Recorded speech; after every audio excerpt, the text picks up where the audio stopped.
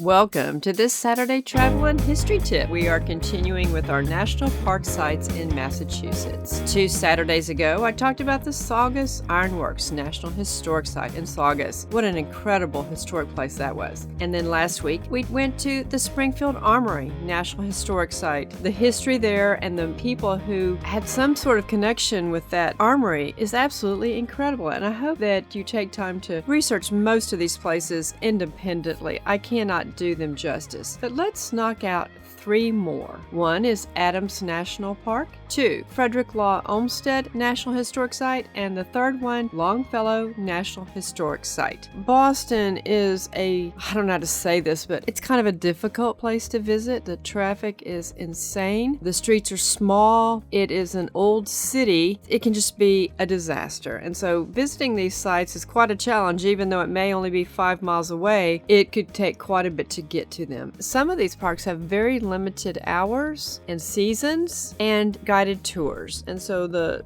information on these 3 will be sort of limited. And the day that we visited these 3, we wanted to visit the John Fitzgerald Kennedy National Historic Site, and it just didn't work out because of traffic and time, and we just didn't get there. So maybe one day we will be able to get to that site, even though we have been to his presidential museum. So that was one of our reasons for leaving that for the end of the day, and if we didn't make it, we didn't. Continuing on with these 3. Adams National Historical Park. And unfortunately, the day that we went, the traffic and the construction around the visitor center made it so difficult to find a place to park. And once we did find a place to park, we walked there and they weren't even open. The Adams National Historical Park was the home of 2 American presidents and subsequent generations of their descendants from 1720 to 1927. That's over 200 years. The family's experience represented, shaped, and mirrored significant events in the social, cultural, political, and intellectual history of the nation. The purpose of the park is to preserve and protect the grounds, homes, and personal property of 4 generations of the Adams family, and to use these resources to interpret the history they represent and to educate and inspire current and future generations. Born October 30th, 1735 in Braintree, which is now called Quincy after John Quincy Adams, John Adams was known as Honest John. He was a patriot and a diplomat. John Adams earned both a BA and an MA from Harvard College. And Harvard is at Cambridge, and it's right around the corner from the Longfellow house that we will be talking about. And this helps to add to the traffic and the difficulty of traversing around this area. John was the principal framer of the Massachusetts Constitution. Most of it was written in his home. It is the oldest surviving written constitution in the world. Adams took part in his crowning achievement as a diplomat when he negotiated, along with John Jay and Benjamin Franklin, and signed the Treaty of Paris. The treaty secured recognition of the United States' independence from Great Britain. As one of the authors of the Declaration of Independence, it made sense he served as the first U.S. Vice President under President George Washington. He served in that capacity for 2 terms. Inaugurated at Federal Hall in Philadelphia, Adams became the 2nd U.S. President. Moving in November 1800 from Philadelphia, John and Abigail Adams were the first family to live in the White House. And as I have mentioned in the 4th of July History and Travel Tip, Adams died the same day that Thomas Jefferson died, July 4th, 1826, the 50th anniversary of the signing of the Declaration of Independence. For 175 years, Adams held the record for the oldest living president, but Ronald Reagan broke his record in 2004 by living to the age of 93.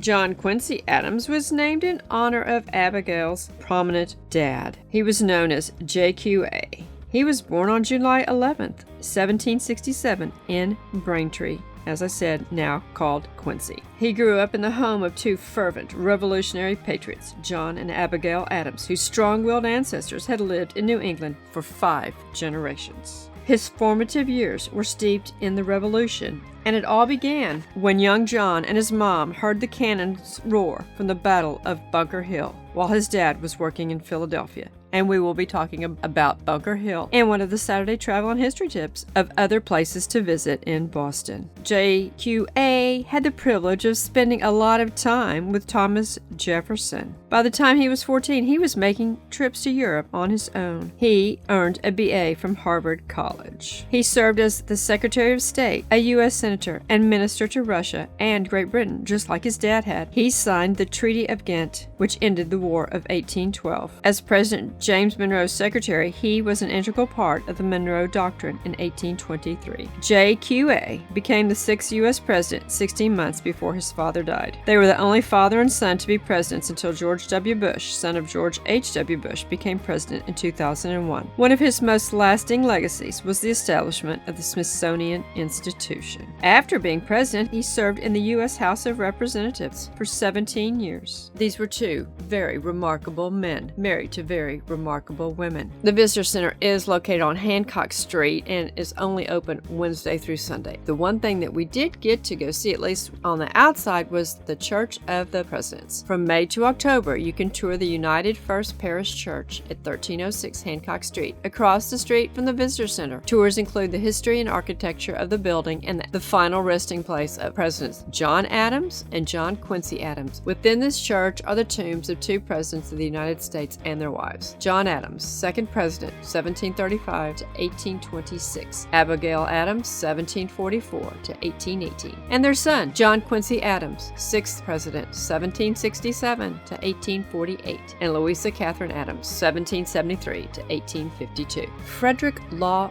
Olmstead, 1822 to 1903. He is recognized as the founder of American landscape architecture and the nation's foremost park maker. Olmstead moved his home to suburban Boston in 1883 and established the world's first full-scale professional office for the practice of landscape design. During the next century, his sons and successors perpetuated Olmstead's design ideals, philosophy, and influence, and that is part of the tour of the home, is to see the office facilities and to walk through the grounds. The grounds of Fairstead are a rare resource in the history of American landscape architecture. For almost a century, they formed the working environment of our nation's preeminent firm of landscape architects. Fairstead was also the home of Frederick Law Olmstead Sr., the founder of the firm, from 1883 until his retirement in 1895. Following Olmstead Sr.'s retirement, his sons John Charles and Frederick Jr. guided the firm into the 20th century, perpetuating their father's legacy and leaving their own mark on the profession. The grounds of Fairstead continued to serve the dual function of residential and office landscape until the National Park Service acquired the property in 1980. We did walk the grounds, which is broken down into 4 sections: the carriage turn, the hollow, the rock garden, and the south